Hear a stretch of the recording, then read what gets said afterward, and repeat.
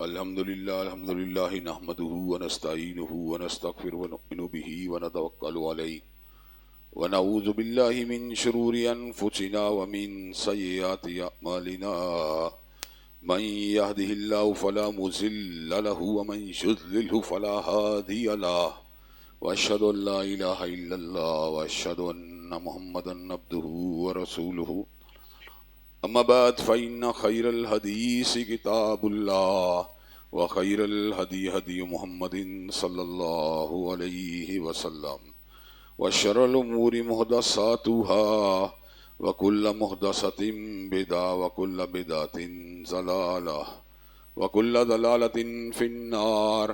اما بعد اعوذ بالله السميع العليم من الشيطان الرجيم فَقُلْتُ اسْتَغْفِرُوا رَبَّكُمْ إِنَّهُ كَانَ غَفَّارًا يُرْسِلِ السَّمَاءَ عَلَيْكُمْ مِدْرَارًا وَيُمْدِدْكُمْ بِأَمْوَالٍ وَبَنِينَ وَيَجْعَلْ لَكُمْ جَنَّاتٍ وَيَجْعَلْ لَكُمْ أَنْهَارًا.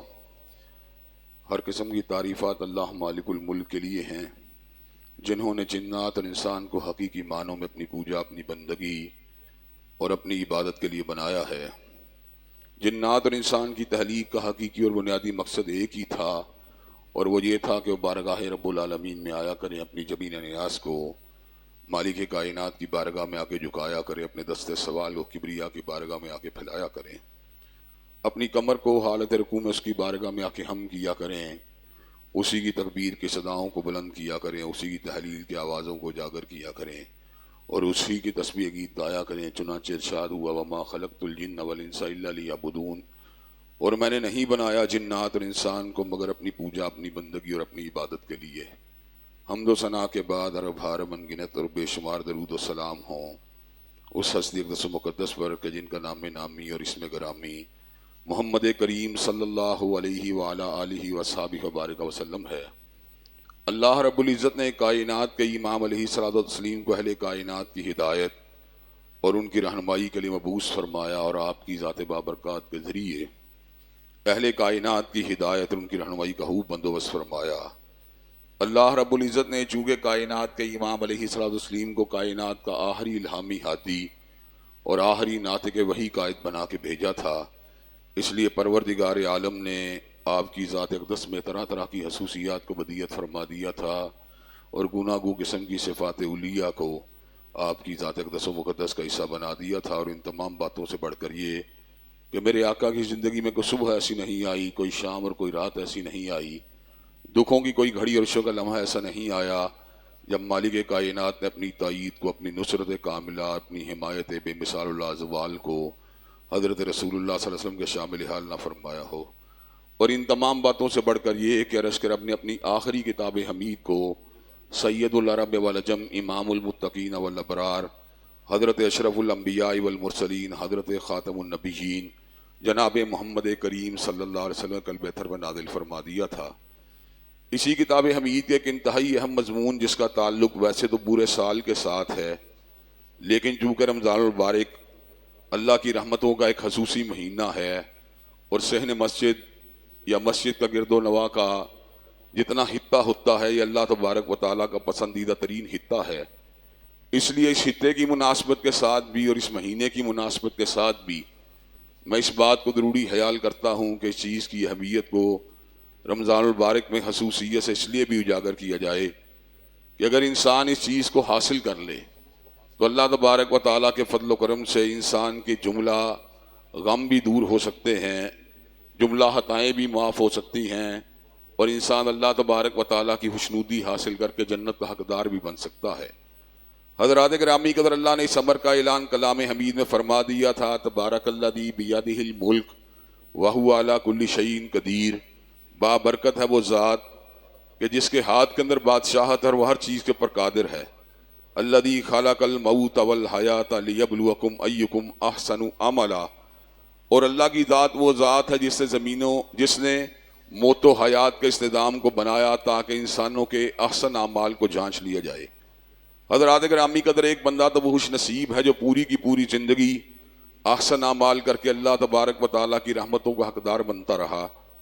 لیکن اس کے مد مقابل بہت سے لوگ ایسے بھی ہوتے ہیں جو زندگی کے نشیب و فراز کے دوران غلطیاں کر جاتے ہیں، خطائیں کھا جاتے ہیں اور ان سے گناہوں کا ارتکاب بھی ہو جاتا ہے۔ پھر وہ ایک ایسے پوائنٹ کے اوپر پہنچتے ہیں 30 سال کے بعد، 35 سال کے بعد، 40 سال کے بعد، کہ جہاں پہ وہ اس بات کے اوپر غور کرتے ہیں کہ یار فلاں حاجی صاحب تو ساری زندگی ہی نیک رہے، فلاں میاں صاحب تو ساری زندگی ہی نیک رہے، لیکن میں ہی بد نصیب تھا جو بہت سی غلطیوں اور خطاؤں کا ارتکاب کر گیا۔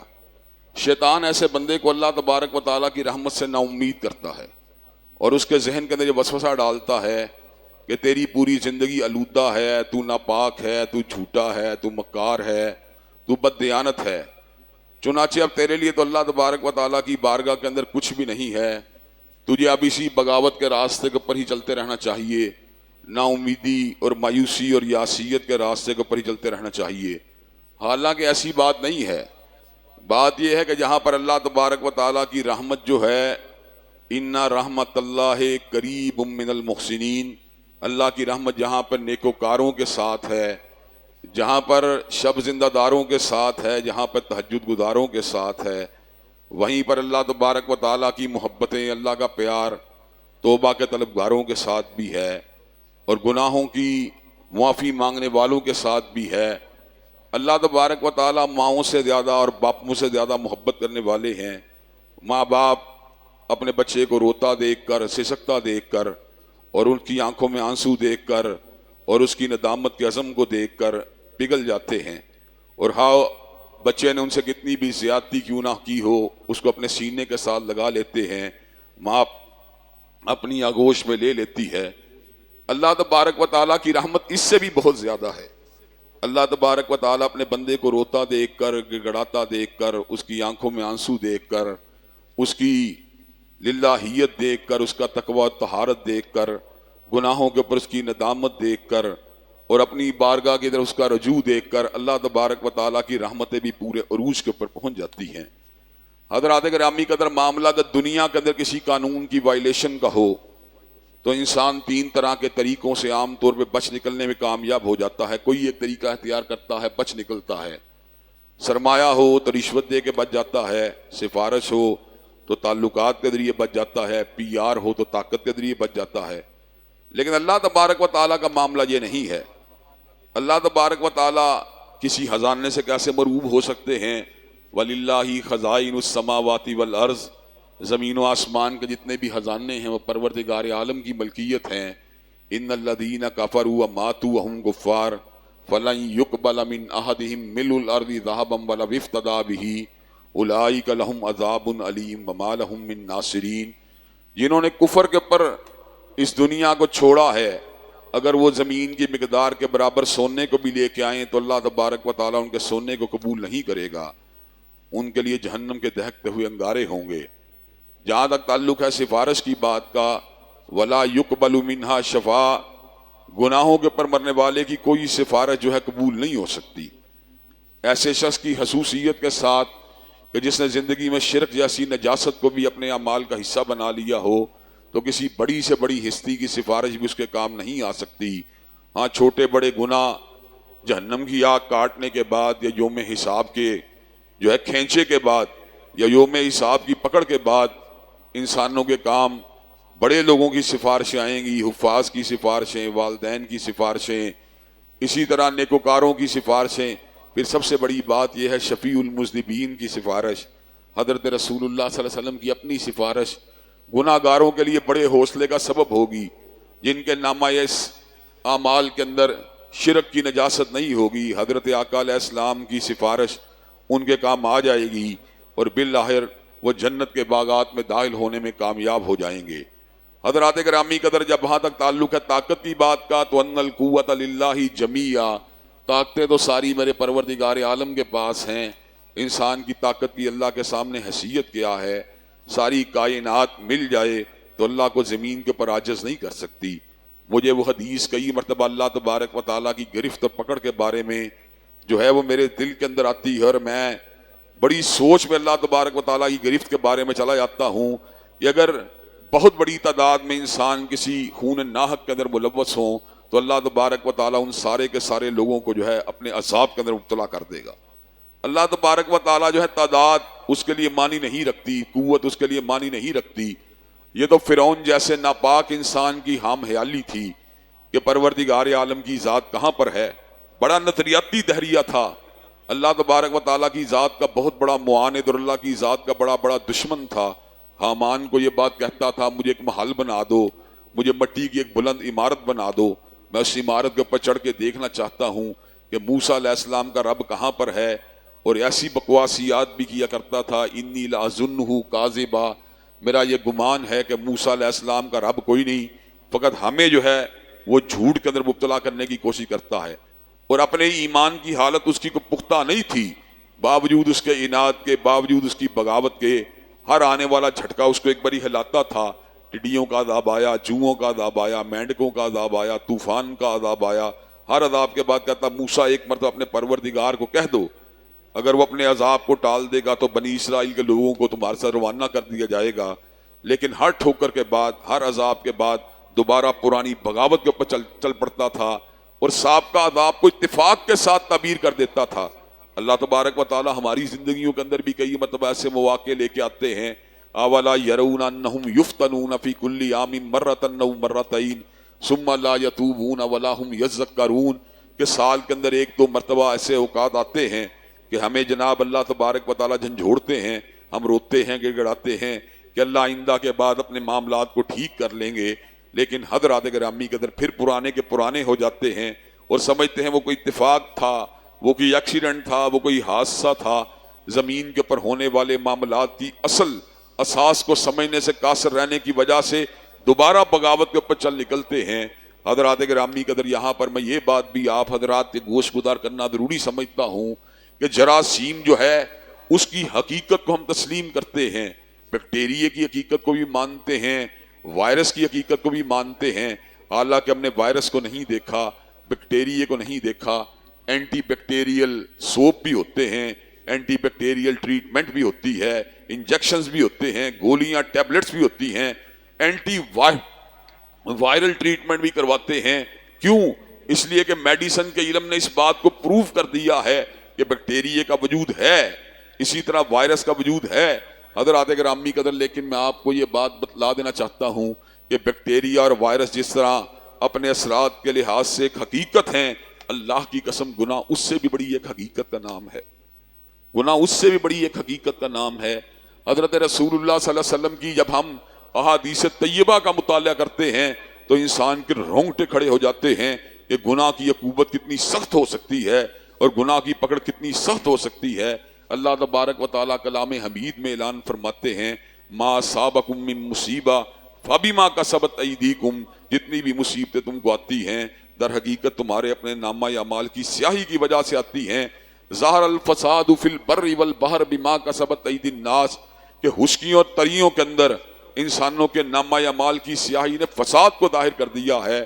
لیکن حضرات گرامی قدر، ایک سوال جو اس موقع کے اوپر ابھرتا ہے اور بڑا ہی زبردست سوال ہے، جس سوال کی وجہ سے بہت سے لوگ کنفیوز ہو جاتے ہیں، میں اس سوال کو ایڈریس کرنا بڑا ضروری سمجھتا ہوں کہ کئی مرتبہ نیکوکار بندہ جو ہوتا ہے اپنے کسی گناہ کی وجہ سے یا اللہ کی آزمائش کی وجہ سے کسی پکڑ میں آ جاتا ہے، اور اس کے مد مقابل ایک گناہ گار جو ہوتا ہے، وہ گناہ گار جو ہوتا ہے وہ اللہ تبارک و تعالیٰ کی گرفت سے معاذ اللہ ثم معاذ اللہ جو ہے اس کے اوپر گرفت نہیں ہوتی، اور وہ اپنی زندگی بڑے آزادانہ طریقے سے گزار رہا ہوتا ہے، تو بندے کے ذہن میں تشویش پیدا ہو جاتی ہے کہ فلاں بندہ تہجد گزار ہو کے بھی بیمار ہے اور فلاں بندہ باغی ہو کے بھی بڑی جناب آسودہ زندگی گزار رہا ہے۔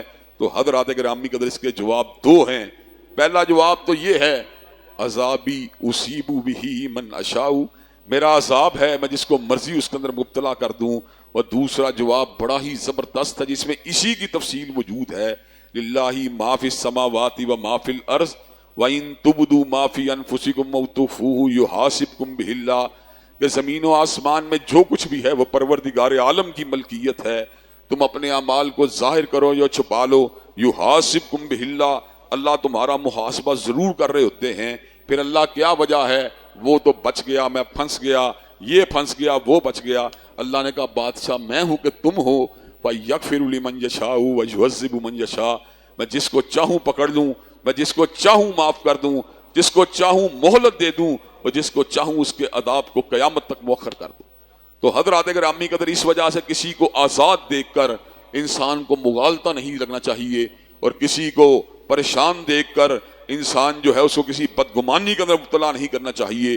عین ممکن یہ ہے کہ وہ کسی گناہ کی پاداش کی بجائے کسی اللہ تبارک و تعالیٰ کے آزمائش کے اندر مبتلا ہو، اور اللہ تبارک و تعالیٰ اس آزمائش کی وجہ سے اس کے گناہوں کو جھاڑ رہے ہوں اور اس کے درجات کو بلند فرما رہے ہوں۔ حضرات گرامی قدر، جبکہ یہ ایک اٹل حقیقت ہے کہ گناہ جو ہوتے ہیں ان کے اثرات بڑے کاری ہوتے ہیں، اور انسان کو کئی مرتبہ ذوف کی طرف، کئی مرتبہ بیماریوں کی طرف، کئی مرتبہ پشیمانیوں کی طرف، کئی مرتبہ مصائب کی طرف دھکیل دیتے ہیں۔ تو حضرات گرامی قدر، پھر سوچنے کی بات یہ ہے کہ ان گناہوں کی پکڑ سے انسان کیوں کر بچ سکتا ہے اور کیسے محفوظ ہو سکتا ہے۔ میں فقط ایک لمحے کے لیے آپ کو ایک بات بتا کے اصل موضوع سے واپس آؤں گا۔ گناہ پتہ کتنے مؤثر ہوتے ہیں انسان کی زندگی میں۔ حضرت رسول اللہ صلی اللہ علیہ وسلم نے اپنے امتیوں کو ایک دعا بتلائی، جس کو ہم اللہ تبارک و تعالیٰ کے فضل و کرم سے ہر تقریر، ہر جمعے کے خطبے سے پہلے پڑھتے ہیں۔ اس دعا کے اندر الفاظ ہیں، اگر آپ ان الفاظ کے اوپر غور کریں تو آپ کو سیئات کی عقوبت کا نتیجہ آپ کے سامنے آ جائے گا۔ الفاظ کیا ہیں؟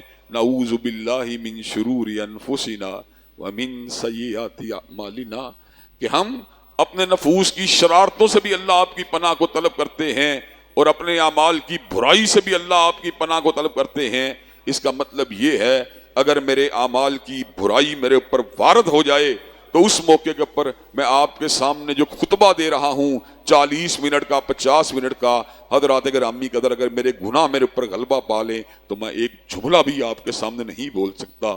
چنانچہ خطیب کو اس بات کی تلقین کی جاتی ہے کہ جب وہ ممبر کے اوپر آ جاتا ہے تو جہاں پر اس کو اللہ کی حمد و ثنا کرنی چاہیے، جہاں پر اس کو حضرت رسول اللہ کی ذات اقدس کے اوپر درود بھیجنا چاہیے، وہیں پر دو چیزوں سے اللہ کی پناہ کو بھی طلب کرنا چاہیے، ایک اپنے نفوس کی شر سے اور ایک اپنے گناہوں کے صراط بس سے۔ اگر نفوس کی شرارتیں اور وساوس میرے اوپر غالب آ جائیں تو آپ کے سامنے کسی حق بات کو رکھنا یا کسی دین کی بات کو رکھنا یہ بڑی مشکل بات ہے۔ حضرات گرامی قدر، ہمیں اس بات کا معمولی ادراک نہیں بلکہ بہت زیادہ ادراک ہے۔ ہم نے مشاہدے کے اندر یہ باتیں دیکھی ہیں کہ بڑے بڑے قادر الکلام لوگ جب ممبر کے اوپر آتے ہیں تو 2 جملے بولنے سے قاصر ہو جاتے ہیں۔ وہ کیا چیز ہوتی ہے؟ وہ ان کے نفوس کی شرارتیں ہوتی ہیں جو ان پہ غلبہ پا لیتی ہیں، یا کوئی ایسی آزمائش ہوتی ہے جو ان کو پکڑ لیتی ہے۔ حضرات گرامی قدر، اس لیے انسان کو اپنے آپ کو کبھی بھی فصیح اللسان نہیں سمجھنا چاہیے، کبھی بھی قادر الکلام نہیں سمجھنا چاہیے، کبھی بھی الفاظ اور لہجوں کا ماہر نہیں سمجھنا چاہیے، بلکہ اس کو فقط اللہ کی عطا سمجھنا چاہیے اور اللہ کی توفیق سمجھنا چاہیے کہ جب انسان اپنے معافی ضمیر کو لوگوں کے سامنے منتقل کر رہا ہوتا ہے تو فقط اللہ کی رحمت کے ساتھ منتقل کر رہا ہوتا ہے، وگرنہ کسی خطیب کے پاس ایسی کوئی صلاحیت موجود نہیں ہے کہ وہ اللہ کی رحمت کے بغیر انسانوں کے سامنے اپنے معافی ضمیر کو اور اپنے مدعے کو بیان کر سکے۔ اور گناہ ان کی پکڑ کتنی شدید ہے۔ اللہ تبارک و تعالیٰ نے 14ویں پارے میں ایک بستی کا ذکر کیا، ضرب اللہ مثلا قریۃ کانت آمنۃ مطمئنہ یأتیہا رزقها رغدا من کل مکان۔ اللہ ایک بستی کی مثال دیتے ہیں جس کے پاس 3 نعمتیں تھی، باہر جو تھا امن تھا، داخل میں اطمینان تھا، یأتیہا رزقها رغدا من کل مکان، اور ہر جگہ سے ان کا رزق بھی ان کو بافراغت مل رہا تھا۔ فکفرت بانعم اللہ، انہوں نے اللہ تبارک و تعالیٰ کی نعمتوں کی ناشکری کی۔ پھر کیا ہوا؟ فَأَذَاقَهَا اللَّهُ لِبَاسَ الْجُوعِ وَالْخَوْفِ بِمَا كَانُوا يَصْنَعُونَ، اللہ نے ان سے امن اور اطمینان کو چھین کر، ان کے اوپر بھوک کو، ان کو امن اور امان کو چھین کر ان کے اوپر خوف کو مسلط کر دیا، اور رزق کو چھین کر ان کے اوپر بھوک کو مسلط کر دیا۔ حضرات گرامی قدر، جب گناہ اس قدر انسان کے لیے درد جو ہیں، درد سر ہیں، سوہان روح ہیں، اور اس کی زندگی کی بہت زیادہ آزمائشوں اور ابتلاؤں کا سبب ہیں، تو پھر سوچنے کی بات یہ ہے انسان کدھر جائے؟ ایک گناہ تو ہو چکے ہیں، 30 40 50 سال گناہ تو ہو چکے ہیں۔ ایک وہ بندہ جس کی پوری زندگی اللہ کی بندگی میں گزری ہے، اور ایک ہم گناہگار بندے کہ جن کی زندگی کے اندر اپس اینڈ ڈاؤنز کا ایک بہت بڑا داستان اور بہت بڑا افسانہ چھپا ہوا ہے۔ حضرات گرامی قدر وہ کدھر جائیں؟ اللہ تبارک و تعالیٰ تسلی دیتے ہوئے کہتے ہیں یا عبادی الذین اسرفوا علی انفسہم لا تقنطوا من رحمت اللہ ان اللہ یغفر الذنوب جمیعا، اے میرے بندو جو اپنی جانوں کے اوپر ظلم کر چکے ہو، میری رحمت سے نا امید نہ ہونا، بلکہ میری رحمت کے اوپر یقین رکھنا، میں سارے کے سارے گناہوں کو معاف کر دیتا۔ جب سارے گناہوں کی بات آتی ہے تو پھر ایک سوال ابھرتا ہے کہ کہیں ایسے گناہ تو نہیں جو عام گناہ ہوں، کہیں ایسی بات تو نہیں کہ یہ فقط آنکھوں کے گناہ ہوں، فقط کانوں اور زبان کے گناہ ہوں، کہ ان کے اندر وہ گناہ بھی شامل ہیں جو انسان کی زندگی کو تاریکیوں میں ڈبو دینے والے ہیں؟ تو اللہ تبارک و تعالیٰ نے بات کی مزید نکھارنے کے لیے سورہ فرقان کے اندر 3 بہت بڑے گناہوں کا ذکر کیا۔ ان الشرک لظلم عظیم، کہ ظلم تو بہت سے ہیں لیکن کوئی ظلم بھی شرک کا مقابلہ نہیں کر سکتا۔ اس ظلم اکبر اور ظلم عظیم کا ذکر کیا، اور اس کے بعد قتل کا ذکر کیا کہ انہو من قتل نفسا بغیر نفس و فساد فی الارض فکانما قتل الناس جميعا، کہ جس نے ایک انسان کو بغیر جرم کے مارا ہے، اس نے ایک کو نہیں مارا بلکہ پوری انسانیت کو مارا ہے۔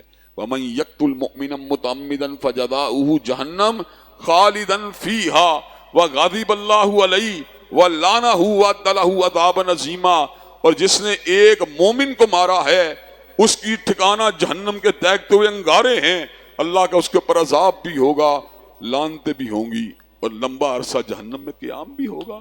لیکن حضرات گرامی قدر پھر تیسرا گناہ جس کا ذکر اللہ نے کیا جو انتہائی ہلاکت خیز ہے، اور المتجر رابع کی روایت کے مطابق 60 سال کی نیکیاں ایک دفعہ کا زنا کھا جاتا ہے۔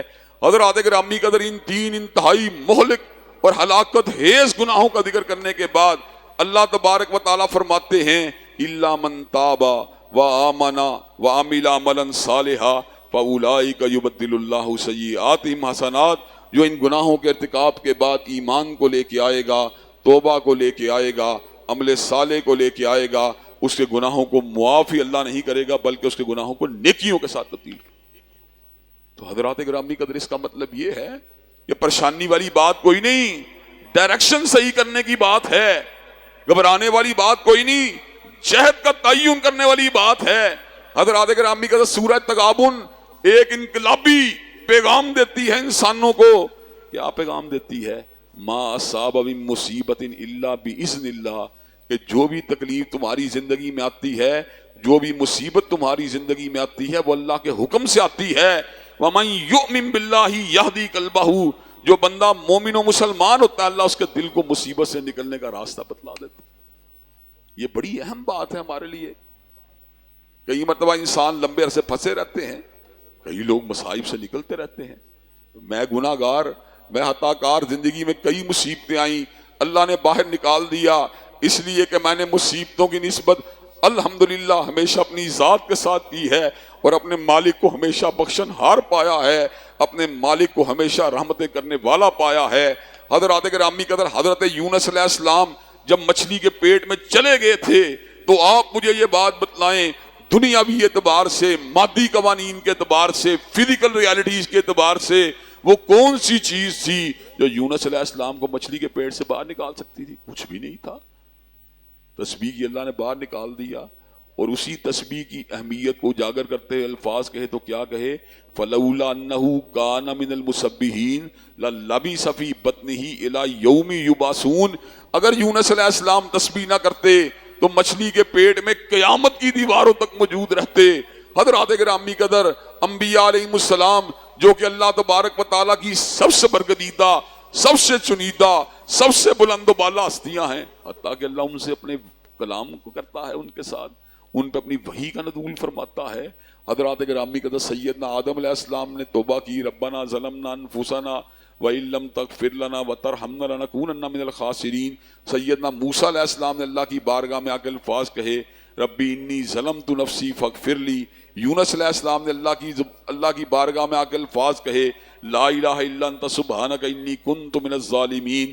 حضرات گرامی قدر سید الانبیاء، امام الاتقیاء، امام الازکیاء، خاتم النبیین، جو خطاؤں سے پاک ہیں، جو غلطیوں سے پاک ہیں، حضرات گرامی قدر ان کا بھی یہ معمول تھا کہ ایک مجلس کے اندر بیٹھ کے کئی مرتبہ استغفار کیا کرتے تھے۔ رب اغفر لی وتب علی انک انت التواب الغفور استغفر اللہ الذی لا الہ الا هو الحی القیوم واتوب الیہ. تو اس وقت صحابہ کئی مرتبہ آپ سے پوچھتے آپ تو بڑی اونچی ہستی ہیں, آپ اتنا استغفار کیوں کرتے ہیں؟ کہا نعمتیں زیادہ ہیں, اس کے بدلے شکریہ کا راستہ, استغفار کا راستہ نظر آتا. تو حضرات اگر امی قدر انبیاء علیہ السلام کی سیرت سے ہمیں یہ درس حاصل ہوتا ہے. پھر وہی بات دوبارہ سوال کہ انبیاء تو بہت اونچے تھے, بہت بلند و بالا تھے, میں تو بڑا گناہگار ہوں, میں تو انبیاء علیہ السلام کے قدموں کے ساتھ لگنے والی مٹی اور آگ کا مقابلہ بھی نہیں کر سکتا, اور میں کدھر جاؤں, میں کہاں پر اپنے معاملات کو لے کے جاؤں.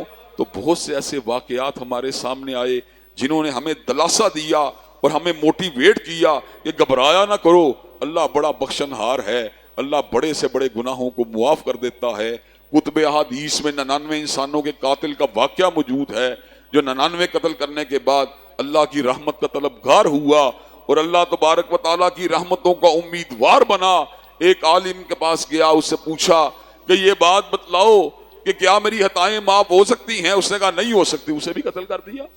پھر خیال آیا میں تو بخشش کی توقع میں نکلا تھا, یہ میں نے کیا کر دیا. اپنے آپ کو ضبط نفس میں لے کے آیا, سیلف ڈسپلن میں لے کے آیا اور پختہ ارادہ کیا کہ آئندہ کے بعد ایسی غلطی نہیں کروں گا. ایک اور عالم سے استفسار کیا, عالم نے اس کے سارے حالات پہ غور کیا. اس نے کہا اس کی ایک ہی صورت ہے کہ فلاں علاقے میں کچھ عابد و زاہد لوگ رہتے ہیں, وہاں پر ان کی ہمراہی کے اندر اپنی زندگی کے باقی ایام گزار دو. جہاں وہ اللہ اللہ کر رہے ہوں گے تم بھی اللہ اللہ کرو, تم بھی اپنے گناہوں کے اوپر رو. اللہ تبارک و تعالیٰ اس ماحول میں تمہاری محنت کی وجہ سے امید ہے کہ تمہارے اوپر اپنی رحمتوں کا نزول فرما دے گا. آدمی پورے عزم کے ساتھ اور اللہ تبارک و تعالیٰ کی رحمتوں کا طلبگار بن کے اس بستی سے باہر نکلتا ہے.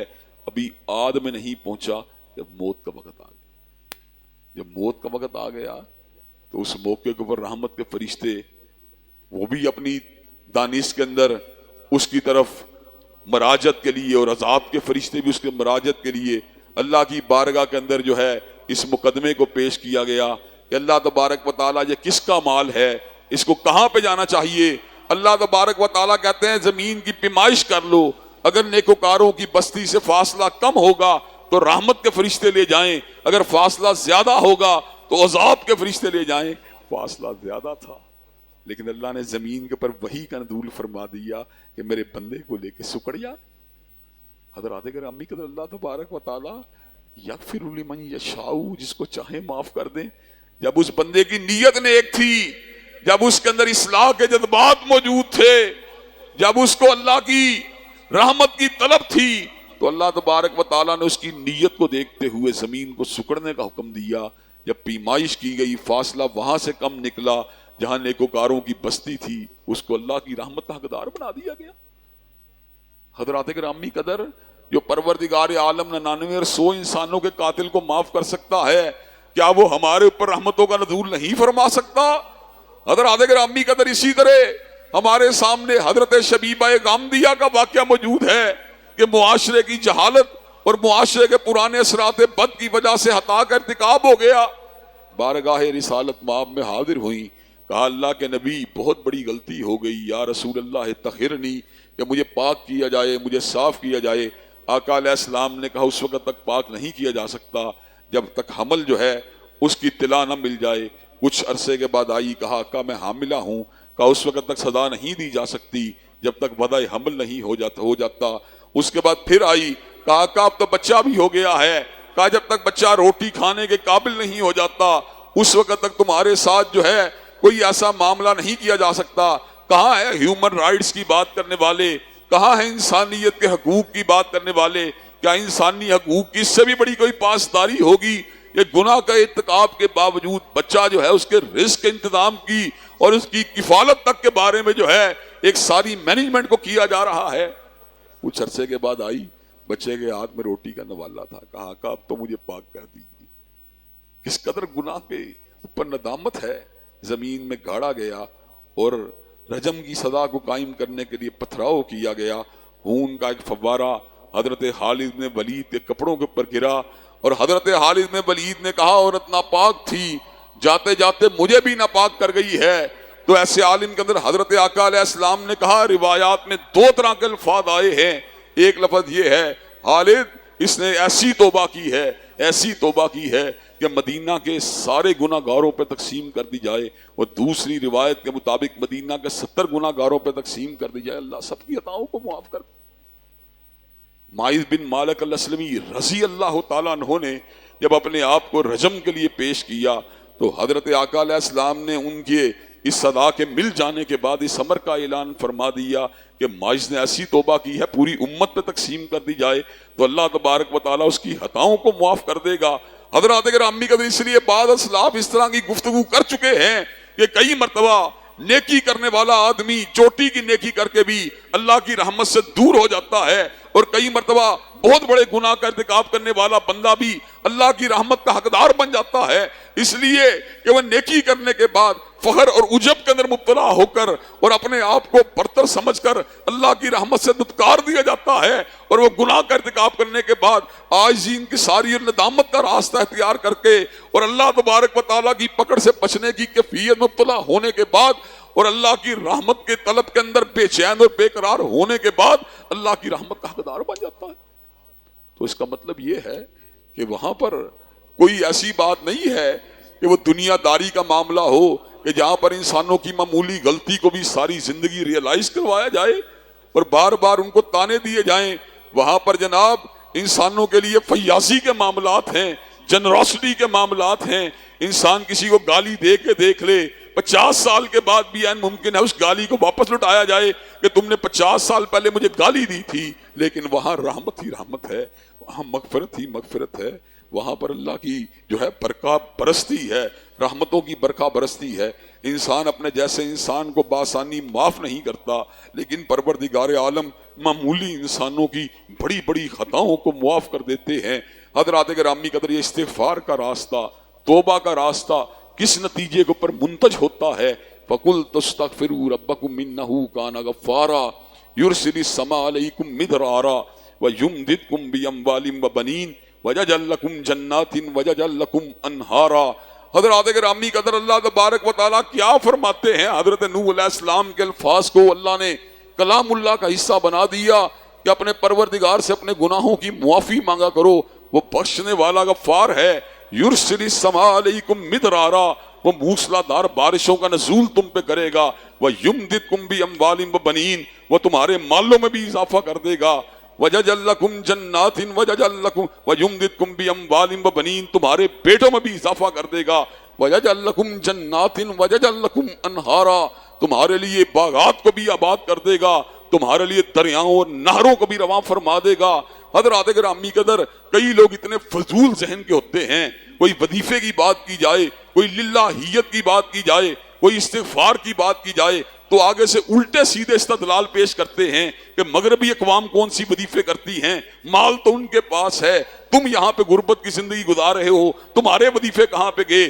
یاد رکھیو، اللہ کے پیمانے کافروں کے لیے مسلمانوں کے لیے فرق ہیں۔ کافروں کو ان کے ہر عمل کا صلہ اللہ دنیا میں دے رہا ہے، اور مسلمانوں کے بہت سے اعمال کو اللہ قیامت کے لیے ذخیرہ کر رہا ہے۔ اور حضرات گرامی قدر، کافروں سے اللہ کی بے نیازی کا عالم یہ ہے کہ اللہ تبارک و تعالیٰ کہتے ہیں کہ ان کے گھروں سے سونے کی سیڑھیاں بھی اگر نکلیں، ان کے دروازوں کو بھی اگر سونے کا بنا دیا جائے، چاندی کے ان کے گھروں سے جو ہے نیچے سے جو ہے زینے باہر نکلیں، اللہ کو کوئی فرق نہیں پڑتا۔ حضرات گرامی قدر، اس کے مد مقابل مسلمان جو ہوتا ہے اس کے ساتھ تو اللہ تبارک و تعالیٰ کی میت نصرت جڑی ہوتی ہے، اس کا تو ہر عمل جو ہوتا ہے وہ اللہ کی نظروں کے اندر ایک اور انداز میں جا رہا ہوتا ہے۔ کہاں کافروں کی باتیں کہ جن کے اعمال سراب کی مانند ہیں، اور کہاں مومن و مسلمان کی باتیں کہ جس کا ایک ایک عمل اپنی حیثیت کے اندر ایک بدل رکھتا ہے۔ دونوں چیزوں میں بعد المشرقین ہے، لیکن اس کے باوجود کئی لوگ جو ہیں خلط مبس کرنے کے لیے الٹی سیدھی مثالیں دے کر لوگوں کو کنفیوز کرتے ہیں۔ انشاءاللہ اہل ایمان کی نیکیوں کا صلہ، اہل ایمان کی جو ہے حسنات کا صلہ انسانوں کو دنیا میں بھی دیا جائے گا، اور آخرت کے اندر کا بہت بڑا حصہ ان کے لیے محفوظ بھی کیا جائے گا۔ جبکہ کافروں کے لیے جو کچھ بھی ہے اسی دنیا کا مال ہے، اور آخرت میں ان کے لیے کچھ بھی نہیں ہے، تو دونوں چیزوں کو ایک تبادل میں تولنا ممکن نہیں ہے۔ اللہ تبارک و تعالی ہم سب کو استغفار اور توبہ کے راستے کو اختیار کرنے کی توفیق دے۔ وآخر دعوانا الحمدللہ رب العالمین۔ الحمدللہ نحمدہ ونستعینہ ونستغفر ونؤمن به ونتوكل عليه ونعوذ بالله من شرور أنفسنا ومن سيئات أعمالنا من يهده الله فلا مضل له ومن يضلل فلا هادي له وأشهد أن لا إله إلا الله وأشهد أن محمدا عبده ورسوله أما بعد فإن خير الحديث كتاب الله وخير الهدي هدي محمد صلى الله عليه وسلم وشر الأمور محدثاتها وكل محدثة بدعة وكل بدعة ضلالة وكل ضلالة في النار۔ حضرات گرامی قدر، انسان کے گناہوں کا اصل نتیجہ تو جہنم کے انگارے ہیں، لیکن اس کے اعمال کی عقوبت کئی مرتبہ دنیا میں بھی اس کے لیے تکلیف کا سبب بن سکتی ہے۔ اس کا حل کیا ہے؟ اس کا حل جو ہے وہ استغفار ہے، اللہ کی بارگاہ میں توبہ اور مناجات ہیں۔ جو انسان یہ کام کرتا ہے اللہ اس کے گناہوں کو معاف ہی نہیں کرتے بلکہ گناہوں کو نیکیوں کے ساتھ تبدیل فرما دیتے ہیں۔ اللہ ہم سب کو توبہ کا طلبگار بنا دے۔ حضرات گرامی قدر، اس کے بعد معروضی حالات کے اندر کچھ گفتگو کرنا آپ کے لیے جو ہے آپ کے سامنے رکھنا ضروری سمجھتا ہوں۔ اللہ تبارک و تعالیٰ کے فضل و کرم سے یہ اہل سنت اور اہل حدیث کا امتیاز ہے کہ جب بھی بات کرتے ہیں تحقیق کے ساتھ اور انصاف کے ساتھ کرتے ہیں۔ ایک جیسے ناموں کے راویوں کے درمیان بھی ان کے درمیان فرق کرنے کی صلاحیت اہل سنت محدثین کے یہاں پر موجود ہے۔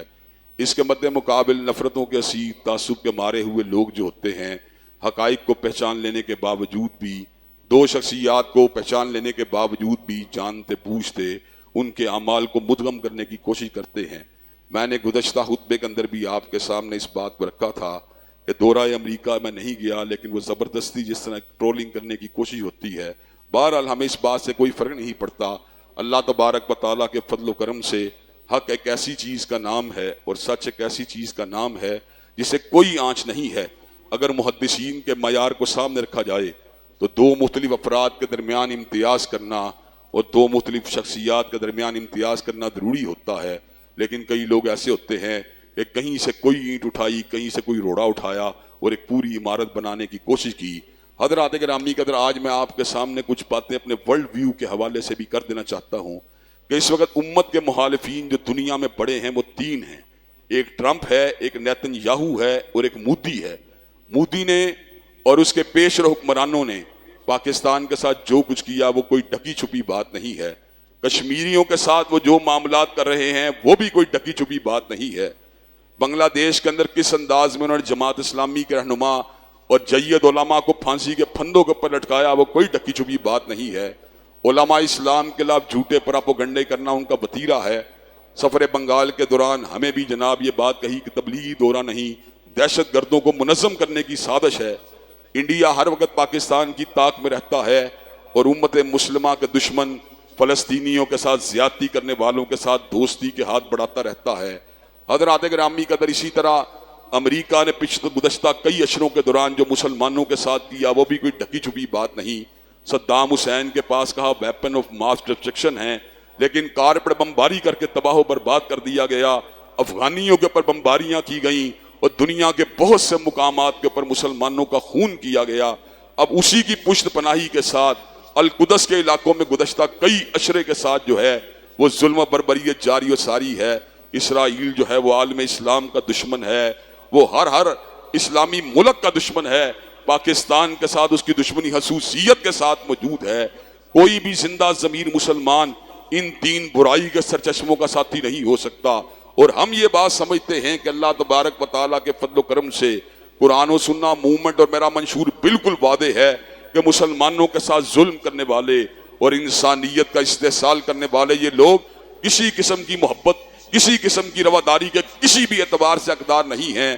حضرات گرامی کا جہاں تک تعلق ہے فلسطین کی بات کا، اللہ کے فضل و کرم سے جماعت اسلامی کا پلیٹ فارم ہو یا مشتاق احمد خان صاحب کا پلیٹ فارم ہو یا جمعیت علماء اسلام کا پلیٹ فارم ہو، جب بھی کبھی مجھے بلایا گیا ہم نے سر عام اپنی حق بات کا اعلان کیا اور اللہ کے فضل و مرکز ہادہ کے باہر بھی اس اعتبار سے پروگرام منعقد کیے گئے۔ انشاءاللہ زندگی کی آخری سانس تک اللہ کے فضل و کرم سے ابلاغ حق کے فریضے کو انجام دیتے رہیں گے، ظالموں اور جابروں کے ظلم کی مذمت کرتے ہی رہیں گے، اور انشاءاللہ مظلوم مسلمان اور مظلوم انسانوں کی حمایت میں اپنی آوازوں کو اٹھاتے ہی رہیں گے۔ اللہ تبارک و تعالیٰ کے فضل و کرم سے کہ آپ ان ظالموں کے خلاف اللہ کی بارگاہ میں استدعا کرنے اور انسانیت کو بیدار کرنے کے لیے اپنا فریضہ انجام دینے کے لیے تیار ہیں انشاءاللہ ان اللہ یامر بالعدل والاحسان وایتاء ذی القربى وینہی عن الفحشاء والمنکر والبغی سبحان ربک رب العزۃ عما یصفون وسلام علی المرسلین والحمد للہ رب العالمین.